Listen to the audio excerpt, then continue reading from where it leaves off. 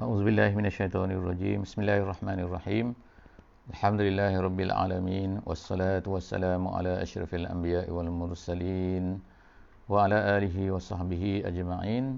Bersyukur kepada Allah Subhanahu wa taala. Pada pagi ini kita sekali lagi alhamdulillah dapat bersama-sama dalam sesi Quran, memahami Al-Quran, memahami sedikit daripada isi-isi kandungan Al-Quran daripada muka surat pada hari ini ialah 384 insya-Allah. Kita masih lagi berada pada juz yang ke-20 dan surah kita pada hari ini adalah surah An-Naml, dan hari ini adalah muka surat yang sebelum terakhir daripada surah An-Naml. Esok insya-Allah kita akan masuk kepada surah yang baru, iaitu surah Al-Qasas. Jadi pada penghujung-penghujung surah An-Naml ini, kita ingatkan sekali lagi bahawa tema dalam surah An-Naml sebagaimana yang disebutkan oleh para ulama kita ialah tentang kepentingan pembawa Islam ini perlu kepada menguasai perkara-perkara yang boleh memukaukan manusia, yang boleh menjadikan daya tarik kepada manusia. Dan salah satu daripada perkara yang menjadi daya tarik kepada manusia seluruhnya daripada dahulu sampailah sekarang ialah apa? Iaitu kekuasaan dari segi saintifik, kekuasaan dari segi ilmu-ilmu yang ianya berbeza daripada zaman dahulu kepada zaman sekarang. Dan kemungkinan zaman akan datang penguasaan ini mungkin berbeza juga. Kalau dulu mungkin orang hebat dari sudut ini dikagumi, maka begitu jugalah, maka pada zaman ini agak berbeza, maka begitu juga pada masa akan datang, kemungkinan ia akan berbeza. Jadi bagi para pendakwah, bagi para pembawa Islam, pembawa mesej Islam, mereka hendaklah menjadikan perkara ini sebagai alat untuk menguasai manusia juga. Kerana manusia biasanya akan memandang enteng, memandang lemah, memandang kurang dan juga jatuh orang-orang yang tidak menguasai ilmu-ilmu ini. Jadi bukanlah artinya kita kena advance dalam semua segi, tidak, tetapi kita paling kurang kita mesti menguasainya, kerana ia akan dapat menjadikan kita ini lebih mudah diterima sebagai salah satu daripada alat dakwah. Itu surah An-Naml, surah semut. Jadi kita baca pada hari ini insya-Allah muka surat 384. A'udzubillahi minasyaitonirrajim. Bismillahirrahmanirrahim. Wa innahu lahudan wa rahmatul lil mu'minin. Inna rabbaka yaqdi bainahum bihukmih wa huwal azizul alim. Sadaqallahul azim. Ayat yang kita baca pada hari ini sebenarnya masih lagi sambungan daripada yang lepas dari segi kandungannya. Iaitu kandungannya apa? Iaitu ayat yang terakhir dalam muka surat lepas, iaitu muka surat 383. Allah Subhanahu wa taala berfirman, iaitu a'udzubillahi minasyaitonirrajim, inna hadzal qur'ana yaqussu ala bani Israil. Sesungguhnya Al-Quran ini. Jadi masih lagi menceritakan tentang Al-Quran. Jadi sebab itulah di sini dalam ayat 77 pada hari ini Allah Subhanahu wa taala berkata, wa innahu lahudan wa rahmatul lil mu'minin. Al-Quran ini, wa innahu tu adalah Al-Quran. Quran ni adalah hudan. La tu ialah litakkid, untuk mentakkidkan lagi, menyungguhkan lagi. Asalnya ialah hudan sahaja. Huda. Huda tu petunjuk. Bila kata la huda, sesungguhnya ia adalah petunjuk. Jadi wa innahu tu takkid dah. Takkid sekali lagi. Sesungguhnya ianya adalah petunjuk dan juga rahmat untuk orang mukmin. Petunjuk apa? Petunjuk daripada kesesatan. Sebagaimana kata ahli tafsir, daripada syirik kepada yang benar. Kemudian warahmah dia menjadi pemelihara daripada azab Allah Subhanahu wa taala. Siapa yang dapat benda ni? Siapa yang dapat dua perkara ni? Iaitu hudan dan juga rahmah, iaitu al-mu'minin, disebut sini. Kemudian Allah Subhanahu wa taala sebut lagi, inna rabbaka yaqdi bainahum bihukmih. Allah Taala memutuskan, sesungguhnya Tuhan kamu memutuskan bainahum, sesama mereka, sesama manusia, bihukmih. Bihukmih dalam tafsir Jalalain disebut bi'adlih, iaitu Allah Ta'ala memutuskan di kalangan mereka ini dengan keadilan. dengan adil. Makna Allah Ta'ala tidak menzalimi sesiapa. Allah Ta'ala tidak menzalimi manusia. Allah Ta'ala tidak menzalimi manusia yang dia tak buat, dia kena juga. Tak. Apa yang dibuat, Allah Ta'ala tak akan hukum. Sama ada baik ataupun buruk. Jadi sebab itulah dalam Quran, dalam surah sebagaimana kita baca kan, wa man ya'mal mithqala zarratin, zarrah, makna walaupun sebesar zarrah. Zarrah ni sebesar atom nuklear ke kecil, atom, maka Allah Ta'ala tetap juga akan melihat benda-benda tu. Yarah maknanya melihat. Jadi sebab itulah makna Allah Ta'ala tidak mensia-siakan apa saja walaupun kecil. Jadi sebab itulah walaupun benda tu kecil, kita jahat ke baik ke, kita kena ambil kira semua. Kita jangan kata alah ni tak ambil kira lah. Ini bukan, tak ada rounding tak ada. Ni kau pergi supermarket hari ni ada rounding lebih 2 sen ke, kurang 2 sen ke, dia tak kisah. Tak, ini dia kira semua. Jadi Allah Ta'ala itu dia kata yaqdi bainahum bihukmih, dengan keadilannya, wa huwal azizul hakim, wa huwal azizul alim. Dia maha berkuasa dan dia maha mengetahui apa yang dilakukan, apa yang tidak dilakukan dan sebagainya. Oleh kerana itu maka fatawakkal 'ala Allah, hendaklah bertawakal kepada Allah. Suruhan hendaklah kita banyak kali tawakal ni, berapa puluh kali, berapa ratus kali dalam Quran ni menyebutkan tentang perlunya kita ni bertawakal. Innaka 'alal haqqil mubin, sesungguhnya engkau di atas haqqil mubin. Siapa engkau di sini? Engkau di sini ialah Muhammad, iaitu Nabi kita, Nabi SAW pada masa ni yang mendapat Quran ni. Engkau ni di atas benda yang benar, engkau ni betul. Sebab kita sebutkan bahawa ayat ni turun sebelum daripada hijrah, ketika Nabi ni sudah merasai maknanya merana berdakwah kepada orang Quraisy ni dah lebih daripada 10 tahun. Dah penat maknanya kan. Masa yang panjang masyarakat yang kecil macam tu 10 tahun, maka maknanya satu benda yang sangat-sangat panjang lah tu kalau kita tu memanglah betul kan, Nabi Nuh tu lagi panjang lah kan. Itu salah satu daripada, tapi Nabi bagi masyarakat Mekah dalam keadaan dia dikenali dan sebagainya, maka itu adalah satu masa yang sangat panjang lah tu, 10 tahun. Jadi sebab itulah kadang-kadang datang kekecewaan, datang ke rasa macam apa dah jadi ni, kenapa mereka tak terima ni. Jadi sebab itulah Allah Ta'ala kata kekalkan bagi hiburan kepada Nabi kita SAW, innaka 'alal haqqil mubin, engkau ni betul, engkau ni di atas benda yang benar. Jadi begitulah juga sebenarnya untuk kita sekarang pada hari ini, bagi pendakwah, bagi orang yang bawa Islam, dia kena yakin walaupun dia ditolak, kalau dia ni betul ikut Quran dan ikut sunnah, maka dia kena yakin bahawa innaka 'alal haqqil mubin, kamu ni adalah benda di atas kebenaran yang jelas. Innaka la tusmi'ul mauta. Kemudian Allah Ta'ala sebut lagi, ini hiburan. Minta maaf dia terputus tadi. Jadi kita sambung balik Tadi kita habis pada ayat 79. Sekarang kita sambung pada ayat 80. Ayat 80 ni adalah sambungan. Allah Ta'ala mengatakan dalam ayat 79, kau ni betul, kau ni di atas kebenaran, walaupun apa nampak macam orang tolak ke dan sebagainya, tapi kau ni betul.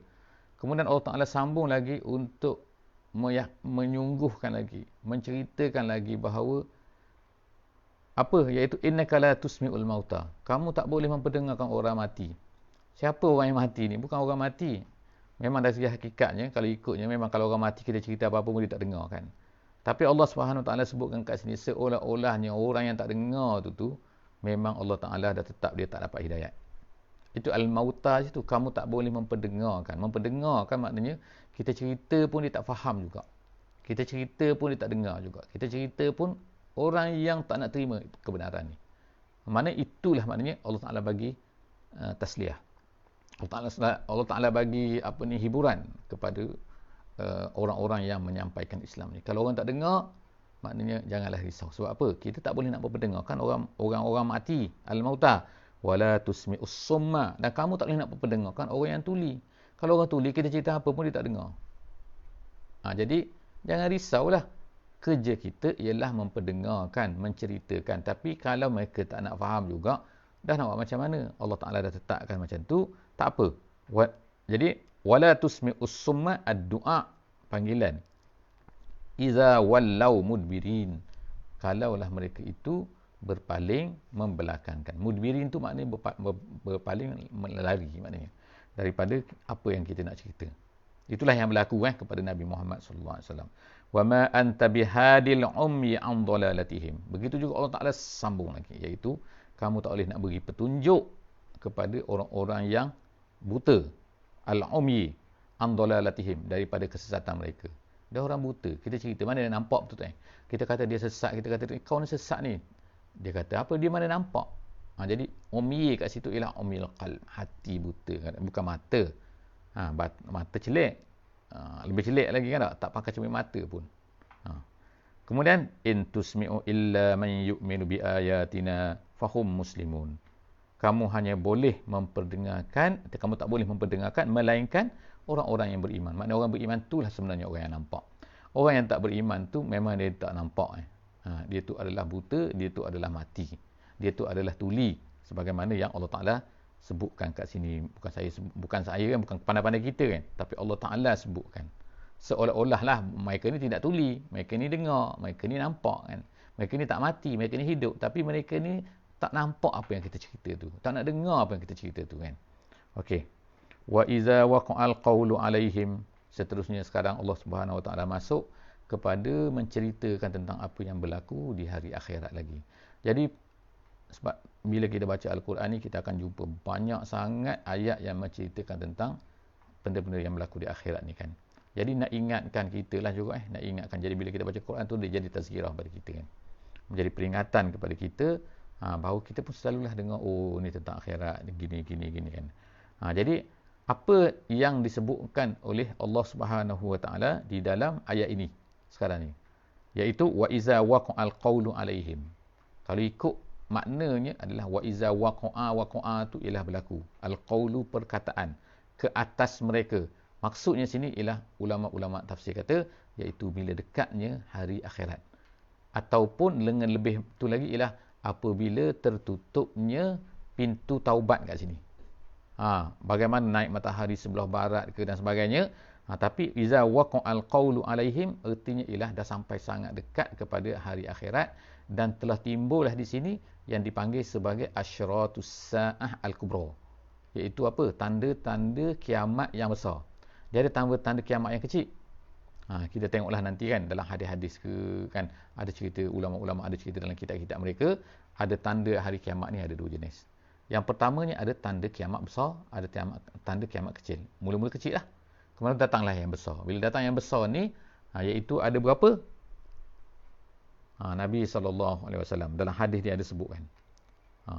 Ada beberapa perkara lah bila dicampur, antaranya ialah turunnya Nabi Isa AS, naiknya matahari sebelah barat, adanya dukhan, adanya dabbah, adanya Ya'juj dan Ma'juj, adanya dan macam-macam lagi perkara-perkara tu. Itu adalah dia. Salah satunya yang jelas di sini ialah Allah Subhanahu Wa Taala sebutkan, iaitu apa? Akhrajna lahum dabbatan.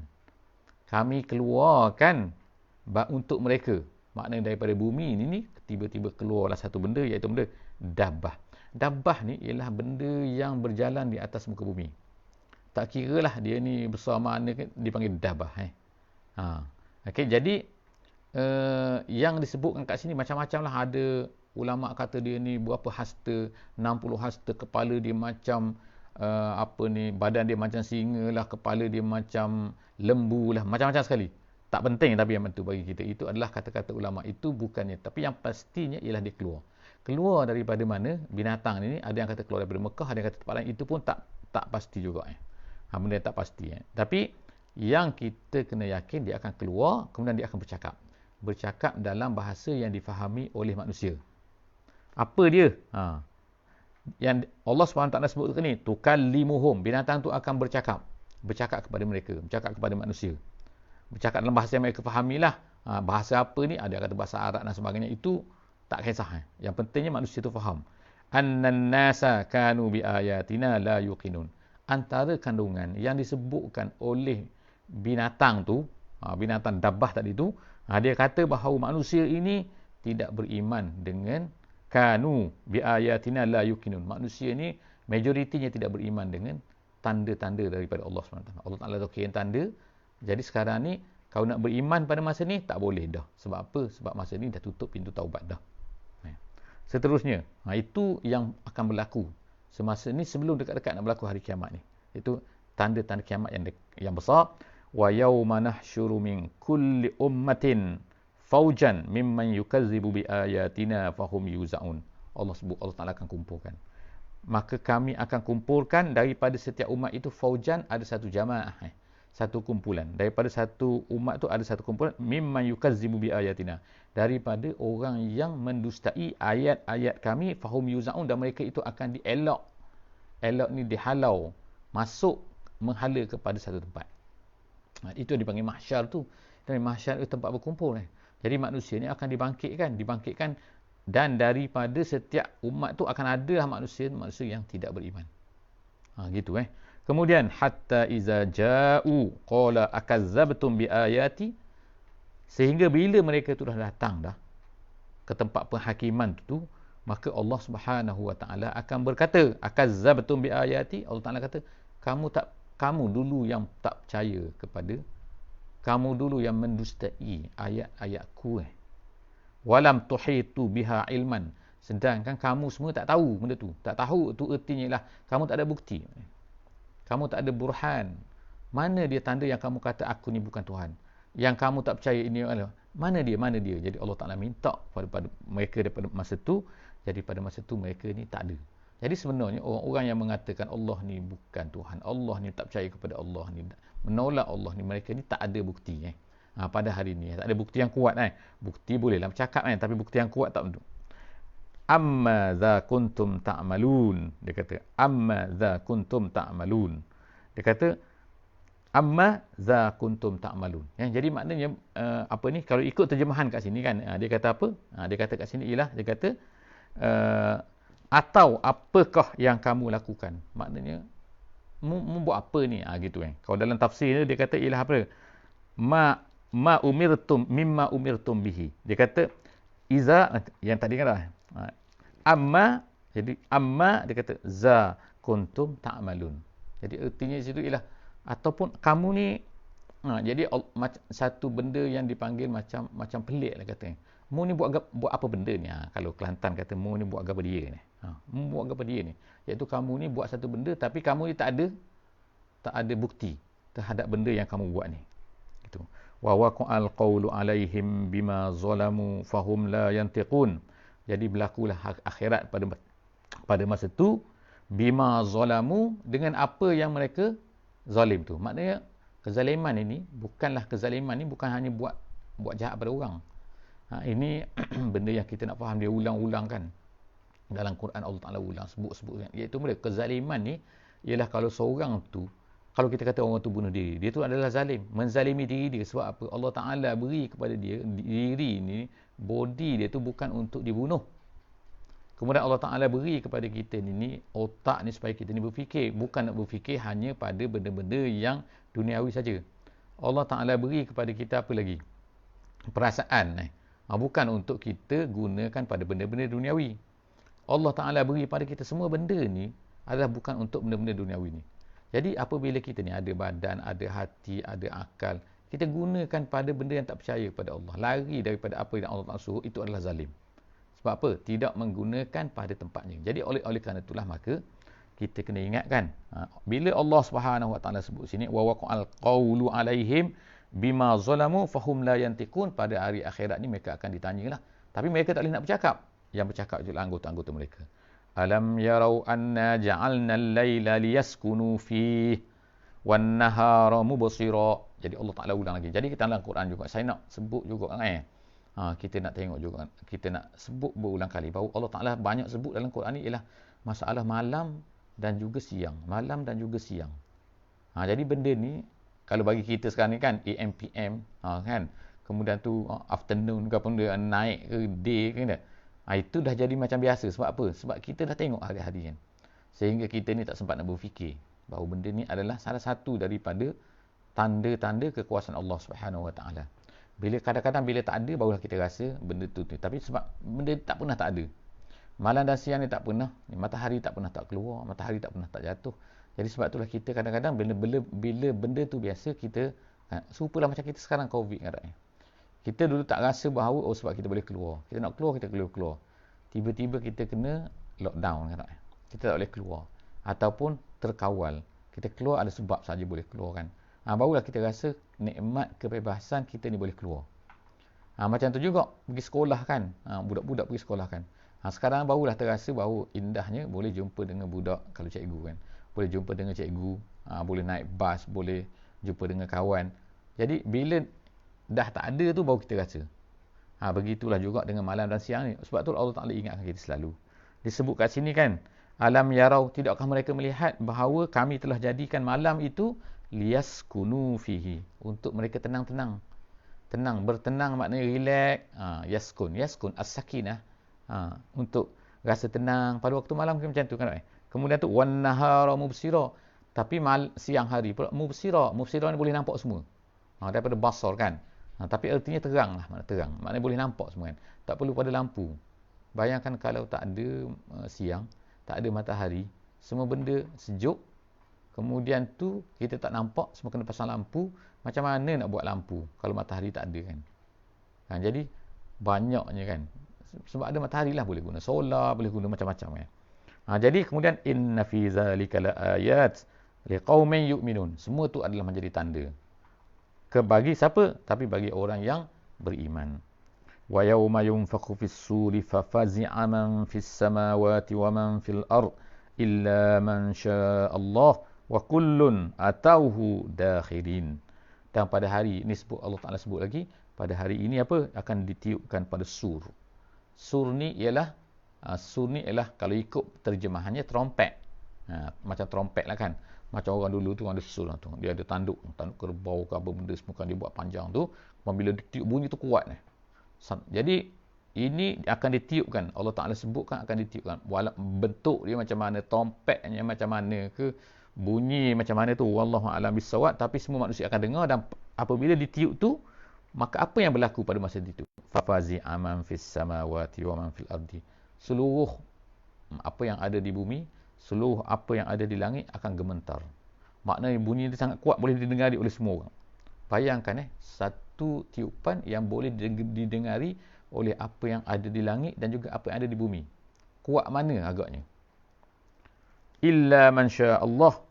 Jadi fafazi'a, semua fazi'ah. Semua akan takut bila ditiup tu, kecuali orang-orang yang dikehendaki oleh Allah, maka dia tak akan takut. Wa kullun atauhu dakhirin. Pada masa tu semua akan datang kepada Allah dalam keadaan tunduk. Tak ada lagi lah sombong, orang ni ada kuasa, orang ni sultan, orang ni raja, orang ni menteri, orang ni tan sri. Tak ada semua dah benda-benda tu, semua kena tunduk, semua balik kepada Allah Subhanahu wa taala. Wa taral jibala tahsabuha jamidah wa hiya tamurru marra as-sahab. Sun Allahil ladzi atqana kulla syai' innahu khabirum bima taf'alun. Pada masa tu kamu akan melihat kata. Ini ada beberapa pendapat ulama lah, tapi yang masyhurnya dalam ulama tafsirnya dia kata ialah perkara ini berlaku pada hari akhirat. Iaitu apa? Kamu melihat bukit ni, bukit-bukit ni kamu menyangka ianya adalah diam. Maknanya diam. Kita tengok bukit kan diam je kan tak? Bukit apalah kan?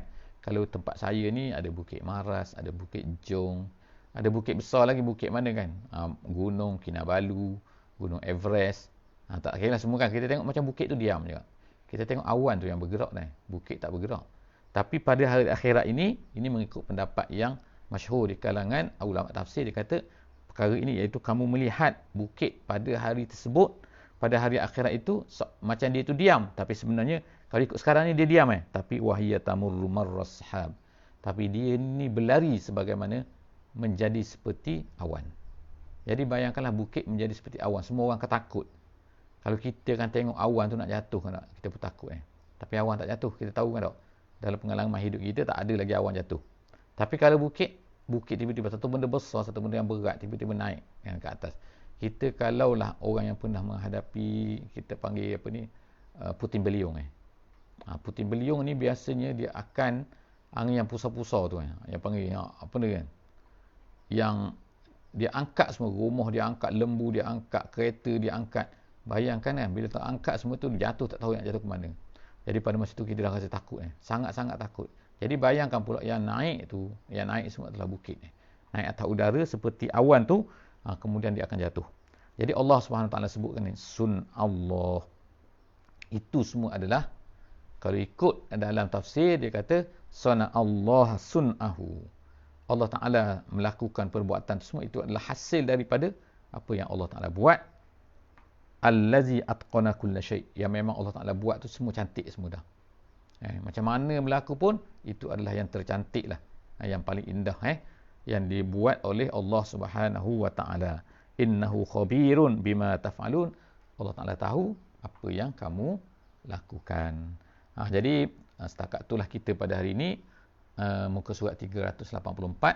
InsyaAllah nanti kita akan sambung esok pada muka surat 385, iaitu muka surat terakhir daripada surah An-Naml. Kita akan masuk pula surah Al-Qasas selepas daripada itu. Setakat ni saja. Aku lu qauli hadza wa astaghfirullahal azim li wa lakum. Bismillahirrahmanirrahim. Wal 'asri innal insana lafi khusr illa allazina amanu wa 'amilus solihat wa tawasaw bil haqqi wa tawasaw bis sabr. Wassalamu alaikum warahmatullahi wabarakatuh.